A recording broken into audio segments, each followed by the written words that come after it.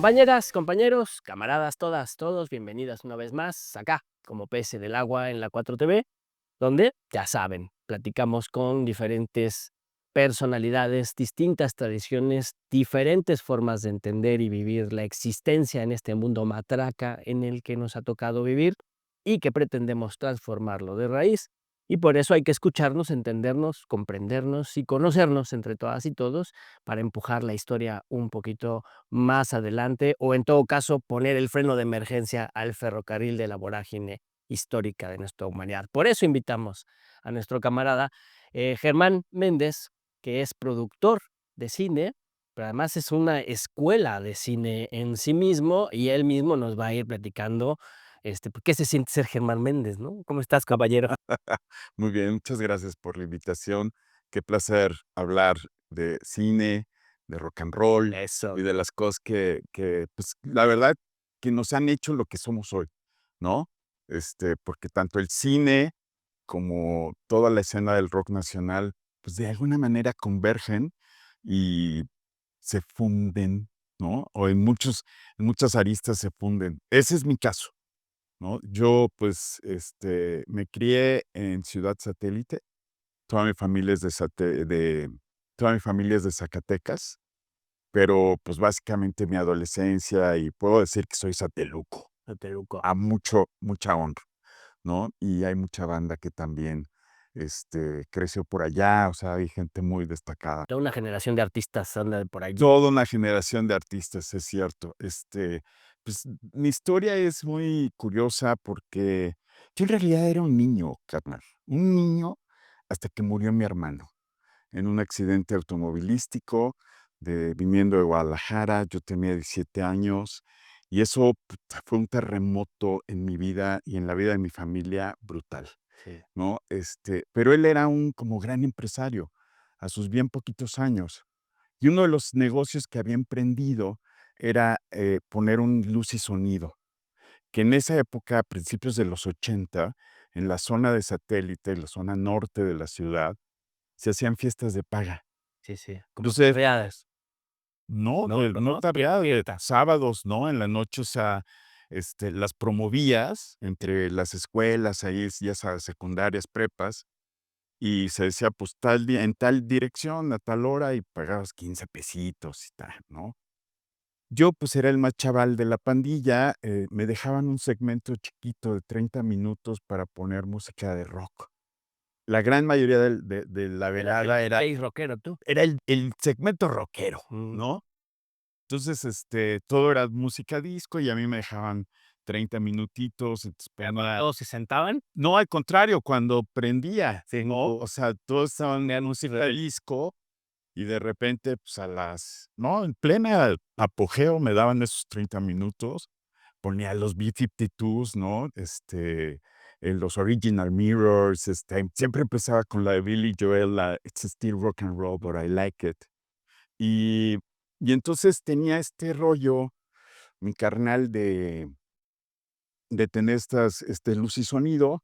Luego, pues, fallece, ¿no? Un cataclismo, terremoto en la familia, este Nada más estabas adolescente, o Sí, o sea, ese era un niño momento de hasta transformación. totalmente, ¿no? Paz. Paz. Y entonces, poco después, digamos, ya cuando me calmé un poco, retomé esa onda como de las fiestas de paga, pero ahora con mi pandilla organizando cócteles en las discotecas de la zona de Satélite.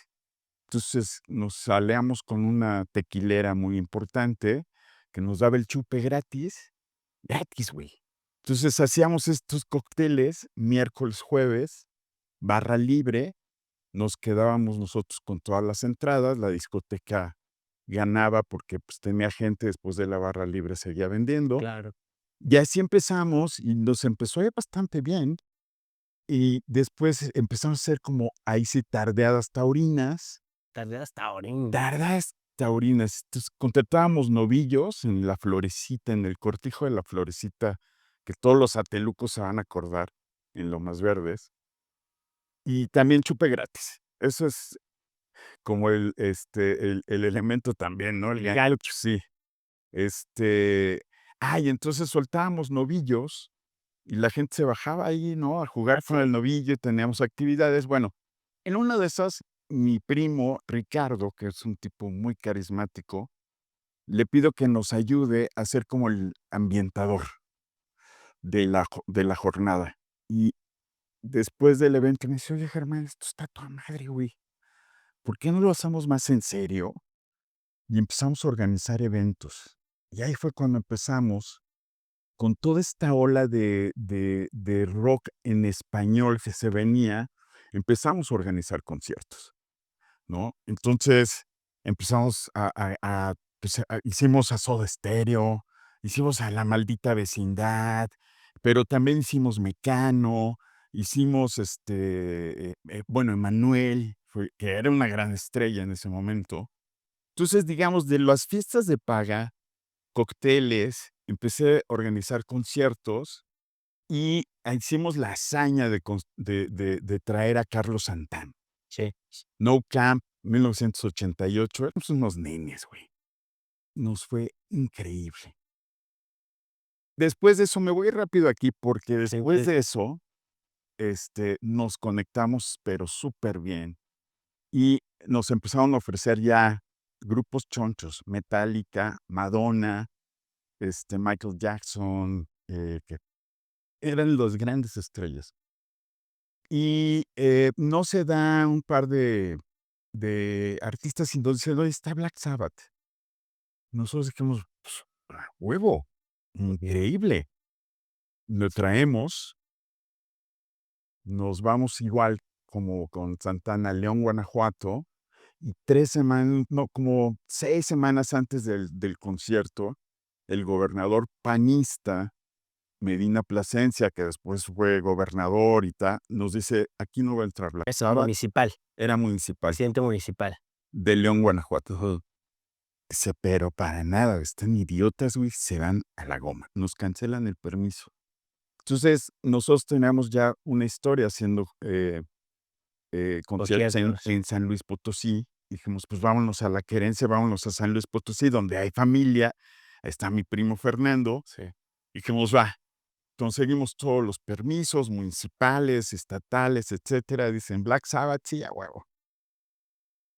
Llegamos con el concierto y un día antes del concierto sale una manifestación encabezada por el obispo de la ciudad y nos cancelan el concierto. Sí, sí, sí. Ese ha sido un mito del rock and roll Un durante poquito. muchos años. Déjame, ahorita vamos a volver a él, Sí, s ¿no? Porque hubo sangre, palazos, fuerza pública, ¿no? pero se cayó mucho. O Sí, sea, es algo que en ajá. la banda rockera circula como algo que pasó, luego a veces dices: "Ay, ¿a poco así habrá? ¿Cómo Black Sabbath va a venir a San Luis Potosí, por favor?", ¿no? Cuando No. no, Pero los medios de comunicación, cero. cero. Bueno, el caso es Salto que algo muy local, ¿no? exacto. Sí, que todavía hay en la memoria. El caso es que entonces nos cancelan. Yo digo: "Híjole, esto está bien cabrón, esto del rock and roll y los espectáculos", y ahí es cuando salto al cine, Ajá. ¿no? Ahí es cuando digo: "No, necesito algo además que, pues, que diga un poco más de cosas, que tenga más contenido, más sustancia", porque el rock and roll, pues, no deja de ser, digamos, muy adrenalítico, que organizar un concierto es realmente, mucha energía y muchas habilidades, dinero en juego, vanidades de los artistas, ya contaré un poco de eso, pero cuando viene esta desgracia, digo: "Nel, mijo, mejor me voy a buscar otra cosa más, con más contenido", y así es como Más entro al cine, date el más profundidad. ¿Y fuiste al CCC luego, luego? Bueno, sí, me entero de la existencia del CCC. Yo no había tomado una pinche cámara en mi vida. ¿Qué edad tenías? O sea, pues, sí, poquito. 18, Sí, 19, no, no, no, sí, 20, pues, 20. y, y entonces, pues, nada, mi familia es de Zacatecas, o sea, la gran mayoría son funcionarios públicos, puedo decir honestos, ¿no? Gente inteligente, trabajadora, pero, pues, cero, artistas, ni nada, nadie, o sea, nada, o sea, nos veían siempre raros, ¿no? El caso es que, hago mi examen de ingreso al CCC y ahí, pues, el colegio de maestros me ven pinta de productor, ¿no? Entonces, No, así porque como además que traías un bagaje de organizador. yo quería ser director, güey, sí, yo quería ser Fellini, Godard, Truffaut era mi héroe, ¿no? François Truffaut era así de guau. Más que el cine gringo, pues yo estaba como más en el cine, europeo, que además siempre he pensado que está más cerca de nosotros en términos del tamaño y de la estructura de cómo se hace el cine, ¿no? Este, pero muy pronto, pues, me di cuenta que mi habilidad en realidad era como organizar de manera creativa, ¿no? Encontrar el proyecto adecuado. Y entonces me fui destacando como productor y me gustó, Mm. ¿no? Y así es como empiezo a construir la carrera. Mi primera película en donde participo es 2 años después de entrar al CCC. Me invitan a La mujer de Benjamín, que era una ópera prima. Entonces empecé de asistente y acabé de gerente, ¿no? Y después me invita, el equipo de que estaba dirigi como en el top de La mujer de Benjamín, se va a hacer, Solo con tu pareja, Sí. y me invitan de asistente también. Y y esa historia también es curiosa porque, eh, pues, me empecé a destacar ahí como asistente, ya sabes, llevando cables, ¿no? Una de mis hazañas como asistente de producción fue con los compañeros staffs, subir toda la línea de electricidad en la torre latinoamericana. Para la escena de En Solo con tu pareja, que es del clímax, donde está Daniel Jiménez Cacho y Claudia Ramírez en la torre latinoamericana, en el top, ¿no? Y Daniel se quiere suicidar, ¿no? Y Claudia: "No, no te suicides, sí me suicido porque tengo sida". Y bueno, subir la electricidad para las luces que requiere el cine, ¿no? Pues hubo que subirla piso por piso, cara. Bueno, el caso es que, eh, arranca la película, Alfonso Cuarón, que es un tipo iluminado, güey, sin duda, pero, pues, también un tipo muy exigente y muy, pues, demasiado presionado, pues, empezó a excederse en horas extras, ¿no? En poco tiempo, captado en la pantalla, y el productor ejecutivo de ese momento, pues, detecta que en realidad es el chivo, el fotógrafo, el que se está tomando demasiado tiempo, y hay una pelea muy grande en el seno de, ¿no? Sí, sí. De la cúpula creativa, y este productor le dice: "Oye, güey, pues, la verdad, o el chivo o yo, güey, porque no podemos convivir". Ah, Entonces Cuarón dice: "Pues, perdón, carnal, del chivo. me voy a quedar con el chivo, güey". Entonces se va, y junto con él, cree que nos había reclutado a la gran mayoría, pues se va a la mitad de producción, güey. Y a mí Alfonso me dice: "Germán, no te vayas, güey. No te vayas y ya te quedas aquí como el jefe de producción, al top". Y digo: "No, pues, la neta sí, güey". Y entonces me quedé, acabamos la película, y eso me cambió la vida. Sí, porque además forma parte de una de las piezas fundamentales de una nueva etapa del cine Exacto. mexicano. El nuevo cine mexicano, Sí, así ¿no? es. Entonces, pues ahí es un momento en el que decides formar parte de la historia o no. Exacto, exacto. Y fue muy gratificante, ¿no? Además, bueno, pues la gran oportunidad y el honor de haber estado con Alfonso Cuarón y El Chivo, y en ese momento Rodrigo Prieto hace la segunda cámara, la cámara adicional, digamos, ¿no? Entonces, fue un equipo de trabajo súper interesante, una película muy intensa, muy sufrida. Yo me acuerdo que al final de ya la quinta semana todo el mundo se hacía arrastrándose las colas para que la enfermera nos inyectara Bedoyecta Trin, ¿no? Híjole, Que es una vitamina para B, que estén para levantar. aguanten Ujú. el rodaje. Entonces, bueno, pues, por ahí empieza mi carrera de cine. Realmente eso me abre las puertas. me invitan a trabajar a más lados, empiezo a hacer películas, y en ese momento también, solicito y gano una beca Fulbright para hacer Día. para hacer una maestría en Estados Unidos y, me seleccionan y acepto ir al American Film Institute.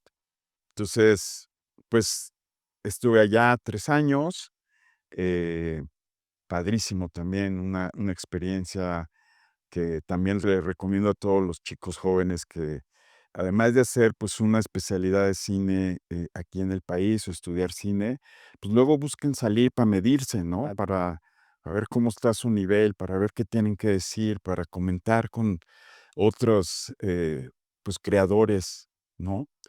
¿Qué qué es lo que piensan, en qué andan? Oye, y ahorita te has metido mucho y te has especializado mucho en el tema de las series. Bueno, pues sí, con el boom de las series, ¿no? Ya en 2015, 2016, eh, le entro a ese tema y soy, bueno, participé en varias como line producer. Y dejas aquí un Ujú. pequeño paréntesis para hablar de qué hace un productor, ¿no? Exacto. Porque, eh, hay ideas como Es un muy general, ¿no? sí, a ver, Mm. te diría que el problema para definir a un productor es que hace demasiadas cosas. Oh, Cuando tú le dices, a ver, ¿qué hace un director? Bueno, pues el director básicamente traslada las ideas que están escritas en un guión a imagen, ¿sí? Tomando en cuenta todas las herramientas que tiene. ¿Qué hace un fotógrafo? Bueno, pues el fotógrafo ayuda a conjugar las ideas del guión y del director y plasmarlas en imágenes. ¿Qué hace un guionista? Pues un guionista igual, o sea, las ideas que se discuten de una manera estructurada para que tengan coherencia narrativa, pues las pone en un papel. el productor. ¿Qué es el productor? Se encarga de que todo eso salga bien, Exacto, ¿no? Entonces, de que todo eso funcione. de que todo eso funcione y además consigue el dinero, ¿no? O sea, esa es como una de las, digamos, funciones principales. No es que yo saque el dinero, pues yo nunca he tenido plata, ¿no? Lo O sea, no. gestionas. Gestionas, exacto. Dices, ¿dónde, este proyecto que trata sobre pues, un tema en particular, pues, mira, puede tener interés y fuente de financiamiento aquí o acá o allá, ¿no? Entonces, el productor, digamos, se encarga digamos, de esa idea, trabajando en conjunto con el equipo creativo, se encarga de darle sentido, digamos, financiero, porque, pues, no, o sea, no puede costar más de lo que el mercado te dice que puede, recuperar, ¿no? O no puede costar más que otras películas. Es decir, entonces el productor toma ese proyecto y dice: "Bueno, pues, vamos a hacerle aplicarle herramientas, primero, pues, de desglose para entender bien la historia, luego de pláticas con el del director, decir, pues, cuánto tiempo te va a tomar filmar, escena por escena por escena, ¿sabes? Entonces, para conformar un proyecto ya, listo para, digamos, participar en fondos públicos o en otro tipo de concursos, o presentarlo a una plataforma, requiere mucho trabajo. El productor domina el arte de la planificación, Es correcto. ¿no? Planificar, Paso a paso, pieza por pieza, día por día, herramienta por herramienta, peso por peso, persona por persona, persona por persona. técnico, ¿no? O Ese es, sea, yo siempre lo he dicho, me parece un arte, cuasi militar, ¿no? sin duda, porque hay Faltan jerarquías. las armas, pero no eso, es una logística Sí, así sí, sí. estricta, muy estricta, Muy. porque si no la cumples, no va a funcionar, ¿no? Sí, es muy similar, las jerarquías son bien importantes, o sea, si el director dice: "Oye, necesito 1 litro de helado de vainilla", y va corriendo un asistente y le trae helado de fresa, el director dice: "Te pedí de vainilla". "Güey, pero el de fresa sabe más sabroso". Pues no, güey, es que no van a comerlo, ¿no? Es para ponerlo, para no sé qué, usarlo, en fin. Entonces, la jerarquía es bien importante. O sea, si tu superior dice, por favor, tráeme esto, es eso. Ahorita no te pongas creativo, ¿no? Ya te tocará. Entonces, El ejército no delibera. exactamente, hace lo que se te ordena, ¿no? Así es. Y si dicen que aquí no pasa nadie, pues, perdóname, no pasa usted, cabrón. Bueno, en ese sentido es muy parecido. Suena terrible, pero es todo lo que uno ve cuando ve una película implica un trabajo. Todo eso está Así exactamente, es. ¿no? Entendido, o sea, desde, digamos, la hora de llamado para que todo se, o sea, a ver, hacer una película, decía un buen maestro en el CCC, ¿no? José Luis García Grada, es casi un milagro, güey. Ujú. Para que te salga todo bien, o más o menos bien, o te acerques a lo que querías, pues todo tiene que funcionar, desde que lleguen los camiones a las 6 de la mañana, se estacionen donde se tienen que estacionar, el camper de maquillaje tenga todo lo que tiene que tener, el actor venga bien preparado, se ponga se caracterice, luego dé la línea adecuada, el ángulo de la cámara debe estar bien, las luces tienen que estar, o sea, güey, son muchas cosas, ¿no?, que tienen que conjugarse para que las cosas salgan bien. Y se requiere ahora, pasando a otro nivel de la discusión, ¿no? Se requiere todo el trabajo de la gestión del productor, ¿no? Pero y que mucho de eso es capital privado, ¿no? Pero se requiere un apoyo público, ¿no? Se requiere una política de Estado para que haya también cine, Sin duda. A ver, ¿no? en todo el mundo, excepto en Estados Unidos, el cine existe porque hay apoyo de fondos públicos. Así de sencillo. El cine español, el cine italiano, el cine francés, el inglés, el japonés, ¿perdón? El argentino, El argentino, bueno, todos los un latinoamericanos, momento pobres, güey. un momento terrible. Porque, pues, la cultura es lo primero a lo que le dan la patada, ¿no? Y con todo respeto, también aquí nos han maltratado mucho, este, después de que, pues, la comunidad cultural, artística, pues, ha sido de los impulsores más importantes de la 4T, pero también podremos luego hablar de eso. En todos lados se cuecen habas, En que todos lados se cuecen habas, ¿no? Entonces, en todos los países del mundo, excepto Estados Unidos, el cine se hace con fondos públicos, porque si no, desaparece. No hay manera del costo de una película pueda, salir, digamos, con cierta frecuencia si no hay un fondo público. En el caso mexicano, pues, es todavía un poco más dramático porque, nuestras salas de cine, los circuitos comerciales, pues, están totalmente invadidos por el cine gringo y el cine de las distribuidoras gringas. Ya no digas el cine independiente gringo que no existe en México, no llega. O sea, lo que nos llega, lo que vemos en las salas, son las películas que hacen los 8 grandes estudios del mundo, ¿no? Universal, Fox, Paramount. Esas son las películas que consumimos todos los fines de semana, ¿no?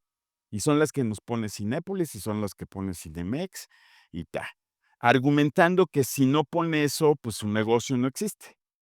Entonces, el cine como una expresión cultural propia de un país no puede depender de Cinépolis ni de Cinemex. Necesita de fondos públicos. Además, hay que decirlo claro también, esos fondos públicos tienen una derrama económica que se regresa a la sociedad de manera más que suficiente. Es decir, no solo le da empleo a, creo que ahorita somos 200,000 familias, o una cifra muy, muy, muy por ahí, que vivimos de hacer cine, ¿no? Sino que, pues, la derrama económica de rentar equipo, de etcétera, se dispersa y se devuelve, ¿no? Con creces al erario público o al, digamos, se devuelve a la economía. Entonces, no es dinero tirado, Gastado, no es dinero tirado, es ¿no? una inversión. Es una inversión que se utiliza o que tiene otros canales, ¿no? Donde se revuelve y se regresa a la sociedad. Entonces, los fondos públicos son importantísimos. En México, afortunadamente, tenemos ahora 2 fondos públicos que funcionan bien. Claro, hay que mejorarlos, ¿no? Siempre va a haber polémica de quién gana, quién decide, en fin, ese es también, pues, otro tema, ¿no? Pero los fondos como tal funcionan bien. Y se están haciendo, pues, no sé, 120 películas al año, lo cual también nos coloca como país en la punta de la producción audiovisual en español. Somos el país que más produce en español, ¿no? Cine, Y diferente a y contenido. y desde hace unos años también series, ¿no? Para las distintas plataformas. O sea, en Ahorita general. sí, o sea, Sí. ahí es que vamos, que yo empecé, ¿no? Retomé esta onda de las plataformas trabajando, para Teleset, que es una empresa colombiana que está ligada a Sony, que se estableció con muchísimo éxito aquí en México. Trabajé para Teleméxico también, que es colombiana, con ligas en el Fox Channel, en Televisa, en Claro Video. Y la última serie que hice que es bastante robusta y que estoy, Okey, pues, ahorita. muy orgulloso, bueno, de hace del 23 de esos años, fue Mariachis. Ah, Ah, sí, sí, sí. sí, es un dramedy musical, bastante lindo, chéquenlo, con Pedrito Fernández, Consuelo Duval y Badir Derbez. Hay que verlo. Sí, ¿Y estás ahorita haciendo algo para Disney Plus? y ahora mismo llevo ya un año, poco más, haciendo, el documental biográfico de Frida Kahlo Frida. para Disney Plus. Bueno, déjame decir, no sabemos si va a ser Disney, pero es para una plataforma grande. Y es de Frida. Y es de Y es de Frida, y van a retomar ahí el Fíjate que este documental tiene la gracia que nos metemos realmente a la obra artística de Frida y dejamos un poco de lado la telenovela, ¿no? Que con todo lo apasionante que es, porque la neta, ella y Diego, pues, tuvieron una vida pública y un romance público muy avanzado a nuestro tiempo, y que en buena parte explica por qué Frida es tan querida en la sociedad contemporánea. claro. ¿No? Porque ella como mujer de veras peleó, hizo cosas distintas, se liberó, tuvo una vida sexual plena, no le pedía permiso ni a Diego. O sea, ella misma como persona, como individuo, es, eh, es una mujer iluminada, ¿no? Pero cuando hablan de ella, dejan de ver, pues, su profundidad y su importancia como artista. Ajá. Y este documental, digamos, queremos, ¿no? O hemos intentado profundizar en eso. ¿Cuáles son las influencias pictóricas de Frida? Porque existe esta idea repetida una y mil veces de que Frida aprendió a pintar cuando tiene el accidente y desde la cama, ¿no? Empieza su mamá le pone un espejo y ta, ta, ta, y ahí no. Ella empieza mucho antes. Ella es hija de un Así fotógrafo. es. El fotógrafo le inculca desde pequeño las nociones de encuadre, de profundidad, de color, aunque no había color en esa época, pero ella los sentía, los matices. Entonces, Frida es una artista casi innata, ¿sabes? Y luego reproduce, como todos los grandes artistas, lo que le gusta. Entonces, tiene influencias de pintores Así es. importantes. Eso es lo que, digamos, atiende este documental, y también contextualizamos su época en el términos sociopolíticos, Sí, ¿no? porque es militante política. Una Su militante crítica su crítica al mundo y a la realidad que le circunda es una crítica fundamentada. fundamentada y además lo defendía, y lo hacía público, ¿no? Y se peleaba por ello. Entonces, la vida de Frida es maravillosa. Yo espero que pronto podamos hablar Sí, claro. en Pero otra y visita. y no dicen, híjole, era comunista, pero eso dejémoslo a un lado. No, no, no, pues no, no, para nada, ¿no? O sea, las creencias, ideológicas de Frida la atraviesan toda su vida y son una guía, digamos, de comportamiento moral, ¿no? Y público que la va a acompañar hasta el día de su muerte. Por eso eh, en el féretro, cuando le hacen el homenaje, bueno, digamos, la velación, alguien, uno de sus alumnos, le pone una bandera comunista al Sí, ataúd, por supuesto. cosa que no le gusta al gobierno priista de ese momento, y acaban corriendo al director de Bellas Artes por haber permitido que alguien le pusiera una bandera comunista al ataúd, ¿no?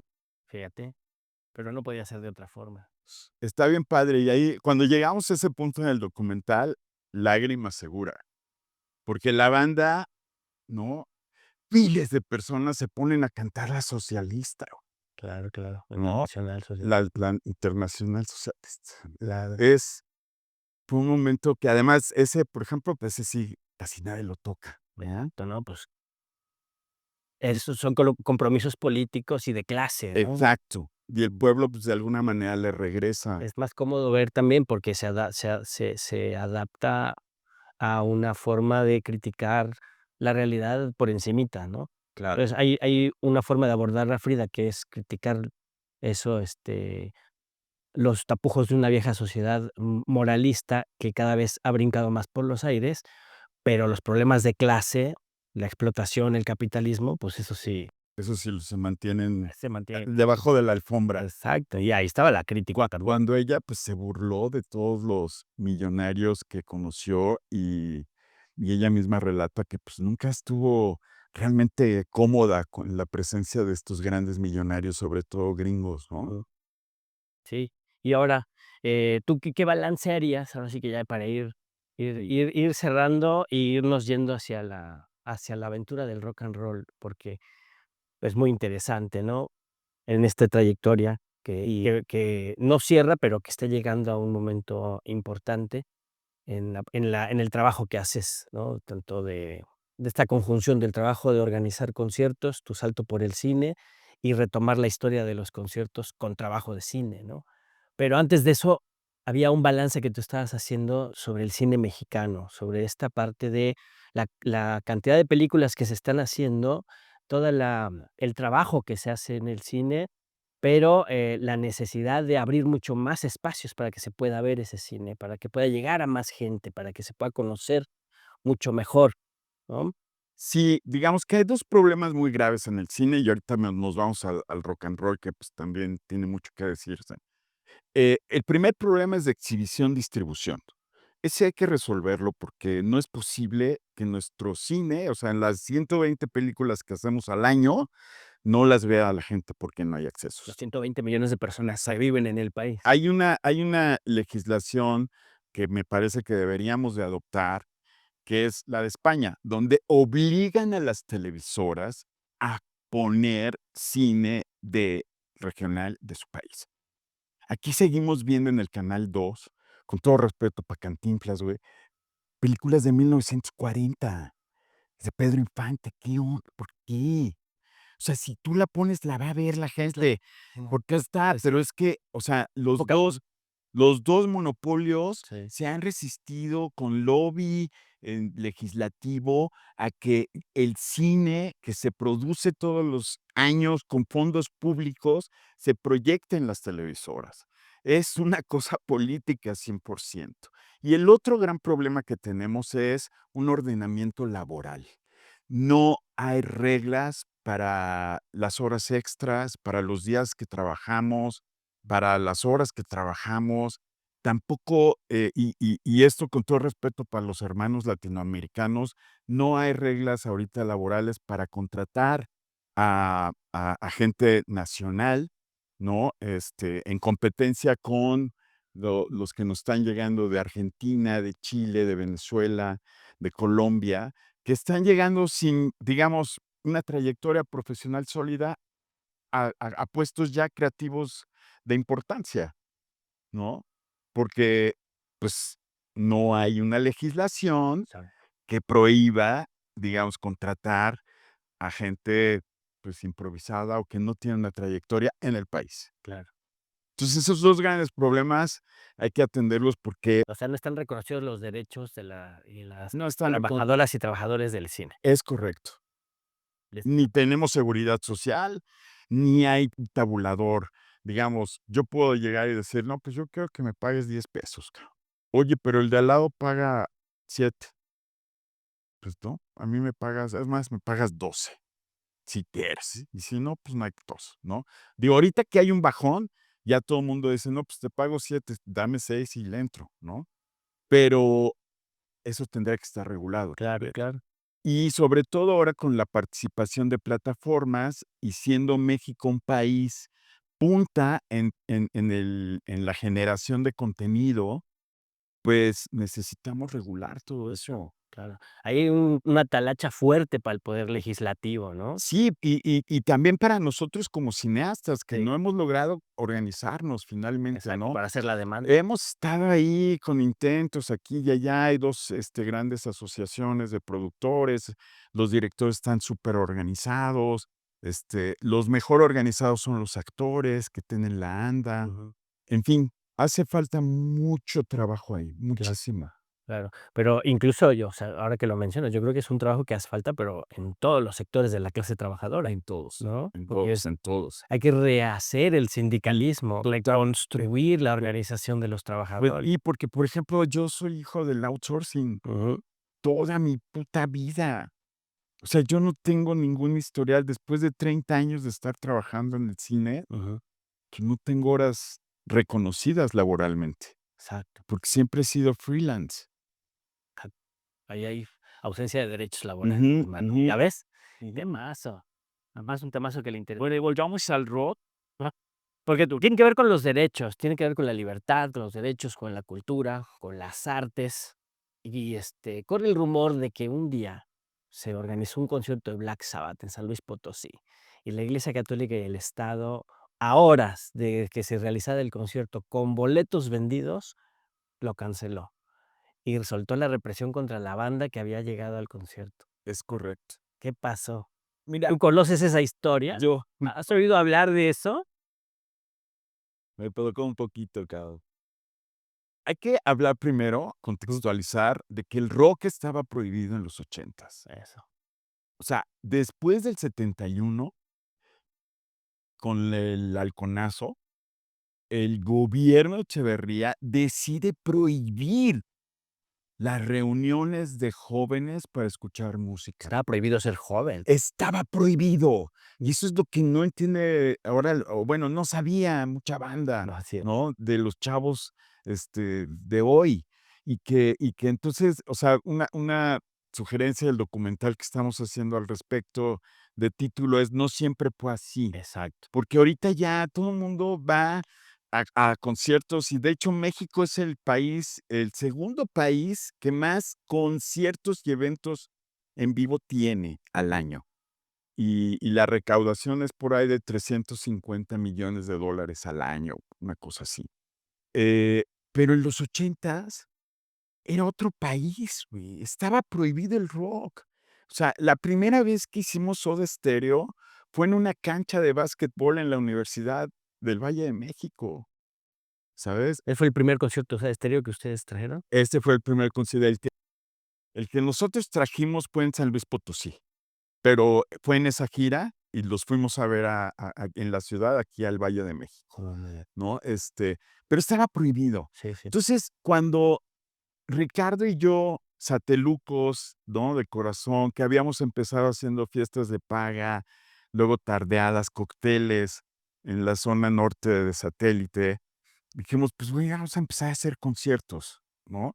Entonces, primero hicimos un par de conciertos en las discotecas, que era como nuestra casa.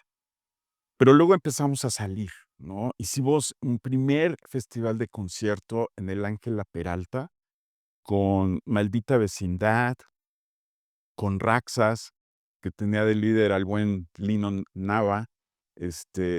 Estaba un grupo que se llamaba Estrés, que tenía de líder a Héctor Quijada, que luego se volvió de La Lupita, o es el líder de La Lupita. Hicimos ese pequeño concierto, ¿sabes? Es la época que estaba, pues, los Caifanes todavía eran Las Insólitas Imágenes de Aurora, había un grupo que se llamaba Newspaper, el Tri todavía era Three Souls in My Mind, ¿no? Ritmo Peligroso era Dangerous Rhythm. Y todos esos conciertos se hacían en los jardines de las casas de chavos y se cobraba, ¿no? pagabas tus 10, 15 pesitos y entrabas al concierto, pues en una tarima improvisada, Ujú. con ta.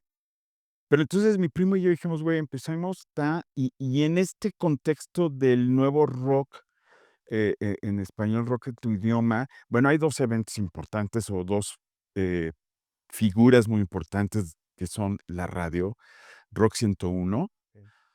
con Gerardo, lo es Gerardo Salas, y WFM, ¿no? Donde estaba Martín Hernández y Alejandro González Iñárritu. Esas también, en la escena del rock no se puede entender sin Rock 101 o WFM, ¿no? Rock 101 era más alternativo, más pero programaba poco, rock nacional. WFM, pues, era más, ¿no? Fresita, digamos, y tampoco programaba rock nacional. Sin embargo, ambos empezaron a programar rock, argentino, rock español, y se empezó a gestar como un movimiento. Ahí es cuando, digamos, mi pandilla, ¿no?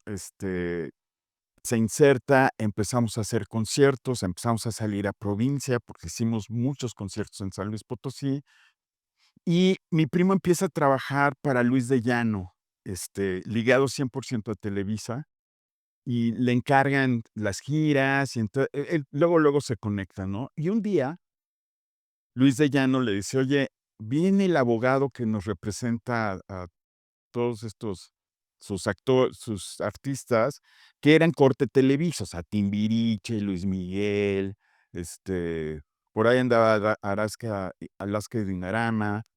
Bueno, le dice: "Viene el abogado de que nos representa en Los Ángeles, pero tengo compromisos, no me apetece andarlo paseando, por favor, encárgate", ¿no? Entonces, se lo lleva a mi primo y este cuate que se llama, eh, de apellido López, ahorita me acuerdo, en la cena, en el cotorreo, le dice: "Oye, yo soy el representante de Carlos Santana. Em, él está por cumplir 25 años de trayectoria profesional, y, ¿qué te parece si lo traemos y hacemos un concierto masivo?".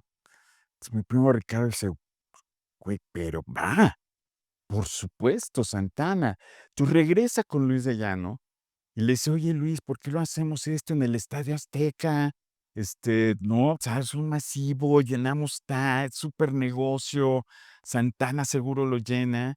Y Luis le dice: déjame pensarlo", y al otro día regresa y le dice: "¿Sabes qué? No. No, no, no, no". No. No estamos listos para esa No, conversación. exactamente. Demasiados problemas. Entonces, se va, y Luis le dice: "Pero, pues, si quieres, hazlo tú, güey".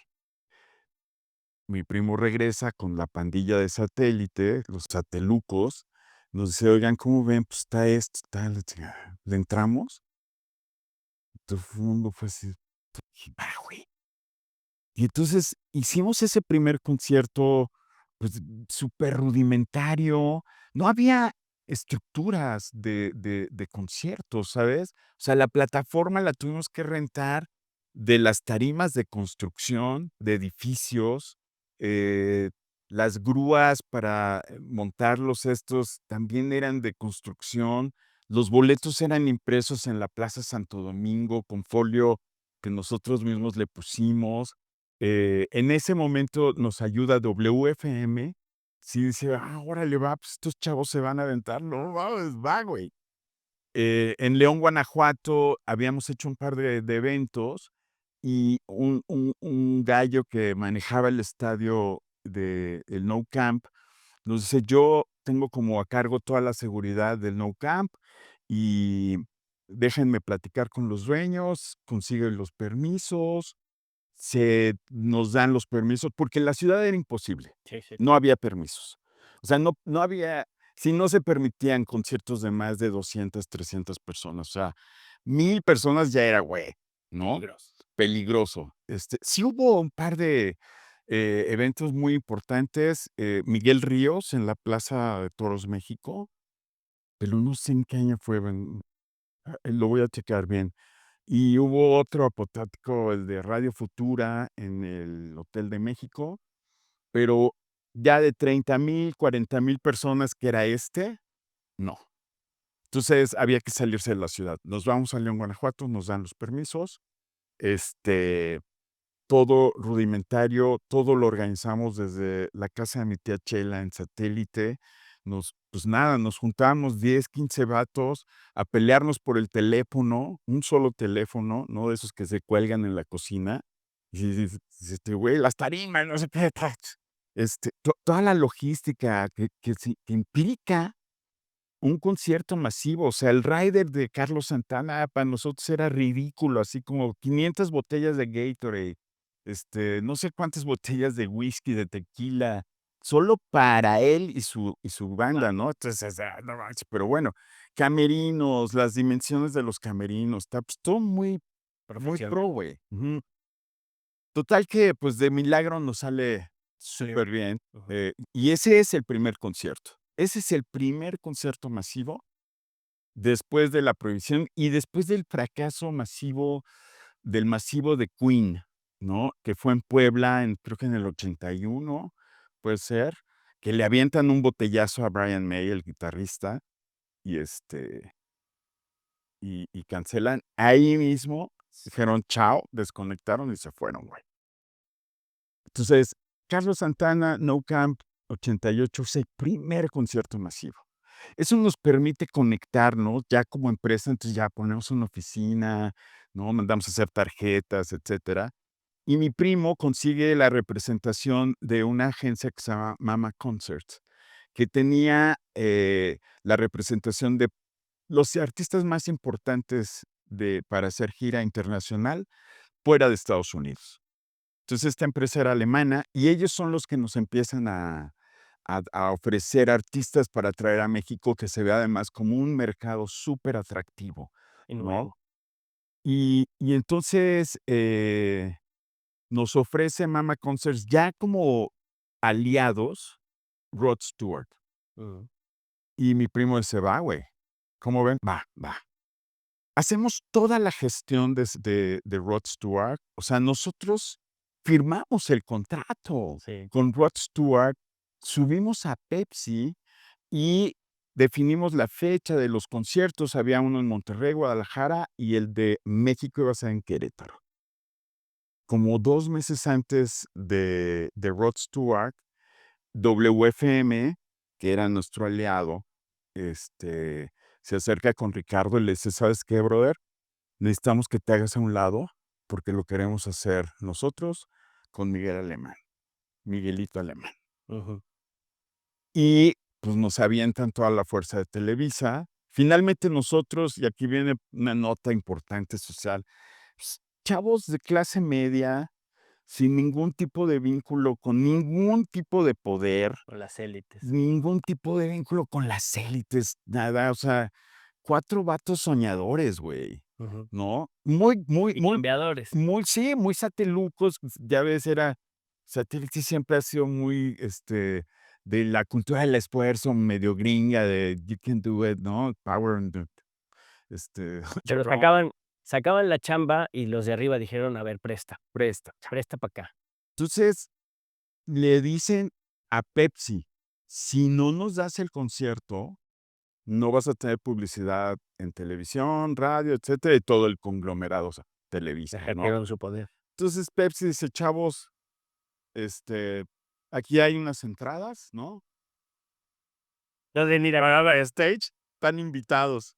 Y entonces, hacen concierto de Rod Stewart, la verdad, pues, quedó a toda madre, sí, ¿no? estuvo O sea, es el otro gran hito, sí, sí. solo que primero fuimos nosotros, ¿no? Con Carlos Santana. Con Carlos Santana. Luego viene Rod Stewart, sale increíble, y ahí es cuando la clase política dice: "Ah, güey, pues a lo mejor ya, ¿no?".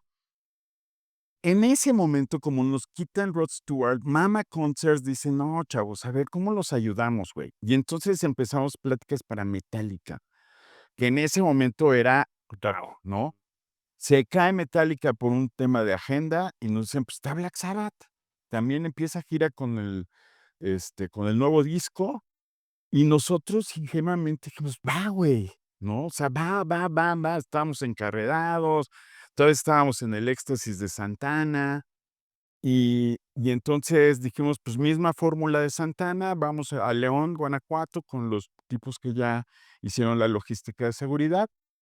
Y te digo, 8 semanas antes nos dice el presidente municipal de León, Carlos Medina Plasencia, dice: "Ni más palomero, aquí no va a entrar ese grupo Satánico. satánico". Ujú. Entonces nos vamos a San Luis, en San Luis nos reciben, nos dicen: "Sí, va", habíamos hecho ya, muchos conciertos, o sea, por lo menos 7, 8 conciertos en alianza con la Federación Estudiantil de San Luis Potosí. Entonces, como habíamos hecho ya varios eventos, todo parecía funcionar como maquinita, excepto 2 cosas que nunca vimos. Una, un año antes del concierto, habían matado a un estudiante de prepa en unas represiones que hizo el gobierno del estado con Ujú. jóvenes, y a partir de ahí cerraron las prepas. Las prepas estatales de San Luis Potosí, creo que al día de hoy todavía no están abiertas, después de haber matado a ese chaval. Nosotros no lo vimos. 2, no vimos también toda la, digamos, el refuego político que había entre los navistas y el PRI que se estaba, muriendo en ese momento, ¿no? Entonces, 2 elementos importantes. Empezamos a hacer, nos dan todos los permisos y también ahí, pues, digamos, yo creo que ni sabían que era Black Sabbath, güey. Ujú. ¿Sabes? O sea, el presidente municipal, que de apellido Pizzuto, pues no sabía que era Black Sabbath, güey, Pero ¿sabes? pero sabía que ustedes hacían buenos conciertos. Sabía que nosotros teníamos historial, etcétera, tal. Entonces nos dieron todos los permisos y, se empieza a gestar, unos 2 semanas antes, quizás, empiezan, ¿no? Oigan, va a haber, la visita de un grupo y quieren hacer una misa negra masiva. Y, este grupo hace rituales satánicos y, el vocalista come murciélagos y tienen ritos de sangre y entonces las autoridades se empiezan a poner nerviosas y nos dicen, oigan, a ver, vamos a revisar permisos, no sé qué, y entonces empezaron así exhaustivamente, ¿no? A revisar todos los permisos. Por otro lado, Rock 101 con Benjamín Salcedo, que luego fue director del Rolling Stone, se monta con nosotros a la promoción y la venta de boletos va súper bien, cabrón. O sea, a nivel nacional era un evento único. Entonces, la venta de boletos, que además se hacían en las tiendas de discos, no existía Ticketmaster, no existía la venta por internet ni nada, o sea, eh, entonces, la Mix Up, Mixup, no, no existía no Mixup. existía Mix No, no, no, no, no, no, no, Mixolandia. había una que se llamaba Hip 70, Discolandia, esas tiendas de Aquarius, y una que fue, pues, nuestra favorita, que se llamaba Supersound en Polanco. Entonces, la venta, pues, va más o menos bien. En fin, que nosotros, cuando nos amenazan con cancelar, dijimos: "¿Pero bajo qué bases?". Ujú. No, no, pues, no los traigan. Oye, pero nosotros ya pagamos. O sea, ya habíamos pagado una cantidad estúpida de dinero al grupo y dicen: "No, pues, yo no sé, pero no estamos seguros". Nosotros, pero, o sea, notifícame oficialmente que quieres cancelar. O sea, dame una base. No, pues es que y se hacían güeyes y no dijeron nada. Hasta que llegó el día. Llega el grupo, hacemos rueda de prensa en la Ciudad de México, nos vamos a San Luis a hacer rueda de prensa en San Luis, y esa noche, un día antes, el obispo de la Ciudad de México, de la ciudad de San Luis Potosí, hace, pues, declaraciones, y yo estaba dentro del estadio montando el escenario, porque esa era mi función, era como el encargado operativo. Me dicen: "Germán, se armó la de Dios, hay miles de gentes en el centro. Miles. Eso es lo que a mí me dijeron. Ah, Yo así, están en una procesión y van a cancelar el concierto. Yo, no manches, cabrón, no, pues sí, pues ya tenía todo montado, todo, un escenario así de 30 metros por 20 de alto, ¿no? Eh, total que al día siguiente se confirma, nos cancelan. Al final no eran miles, güey, eran 5 personas. Pero la fuerza del sí. la iglesia sí reprimió. El Estado reprimió. El Estado, O sea, la iglesia perdón, presionó, la iglesia presionó el y el Estado Estado reprimió. acompañó, Exacto.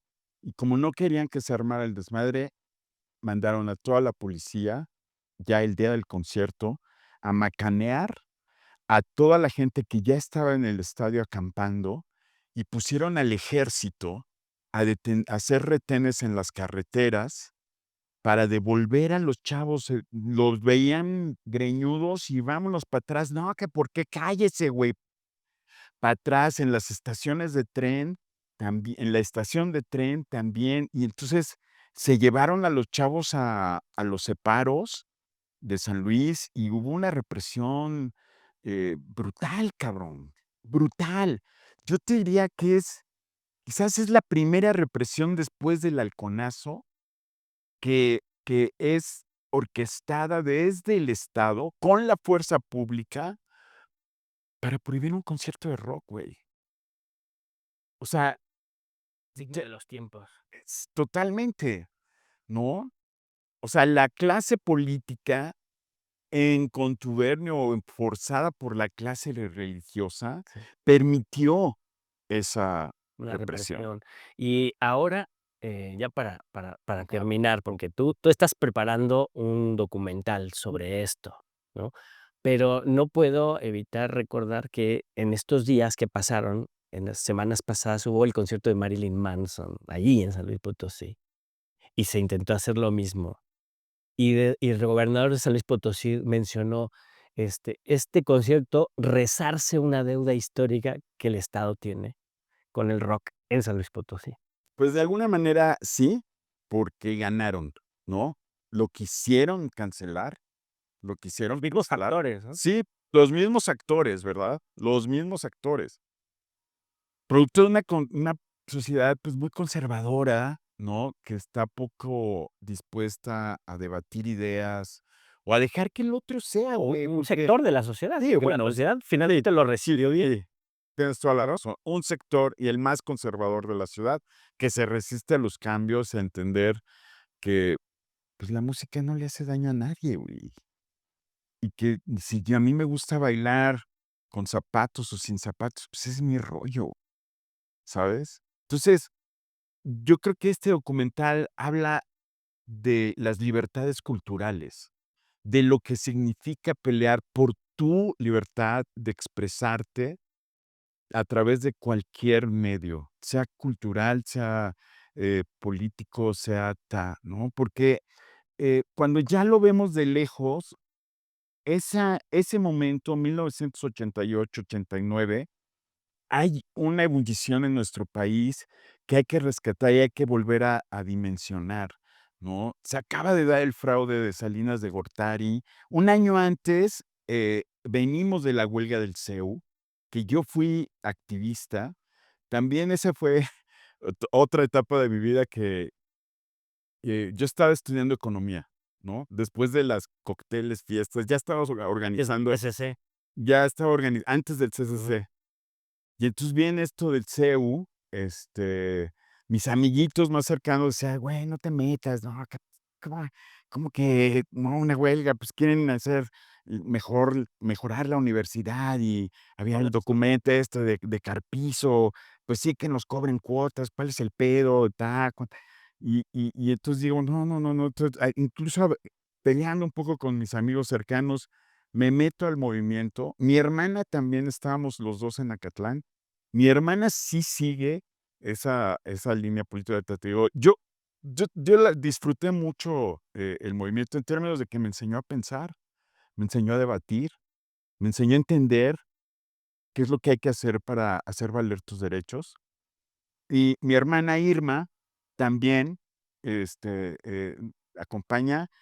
Cuando se da la primera, digamos, la primera victoria del Consejo Estudiantil Universitario, yo ahí es cuando digo, híjole, no, no estoy hecho para esto, ¿no?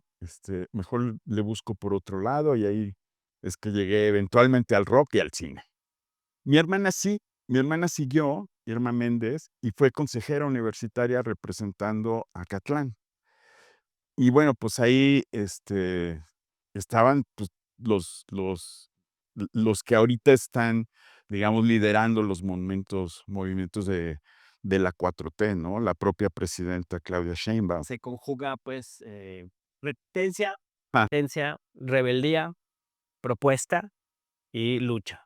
lucha, o sea, el rock estaba buscando sus espacios, los jóvenes estaban buscando sus espacios, estábamos peleando por esos espacios, en las estaciones de radio, pero también en la calle, ¿no? Con lugares como el Look, el Bar 9, Rocotitlán. Entonces, todo eso se conjunta para que podamos hacer los conciertos de rock, que son una expresión masiva, ¿no? Y que en el caso de Black Sabbath, fue uno de los últimos intentos de represión brutal. Sí. Bueno, de los actos de represión De los actos de que tuvo el represión. concierto, Sí, y ¿no? Ahora, pues ya, Black Sabbath se despidió, Ozzy Osbourne ha muerto, ¿no? Pero el rock se abre camino y también la democracia y la libertad en nuestro país, así es, en un proceso en el que ya el Estado, em, obligado por su pueblo, sirve para defender derechos y no para quitarlos, ¿no? exacto. Y hay Con que y hay que mantenerse siempre alerta Exacto. de estar, pues, discutiendo y favoreciendo por los derechos, ya no nada más culturales, sino también laborales y de equidad, Yes. ¿no? Pues ahí está, Germán, muchas gracias. Muchas gracias a Gracias ustedes. por estar con nosotros. Esperamos el de Frida y esperamos el de No siempre fue así. Puede ser, ¿no? Sí, no, por supuesto. Muy bien. Y pues te agradecemos por tu tiempo y tu sabiduría, tu conocimiento y a continuar la lucha por las libertades, A ¿no? continuar. Eso, bueno, muchas Muchas gracias. gracias. Gracias a ti y a todo tu auditorio. Gracias. Pues acá estuvo con nosotros Germán Méndez, productor, usted ya lo escuchó, compañero de lucha de todo nuestro pueblo y pues para seguir caminando, seguir construyendo, recuerde ponerle el pulgar para arriba, ver los contenidos y compartir los contenidos, las noticias y las mesas de análisis de la 4TV y pues siempre allá en su casita discuta, hable, platique, organícese y luche.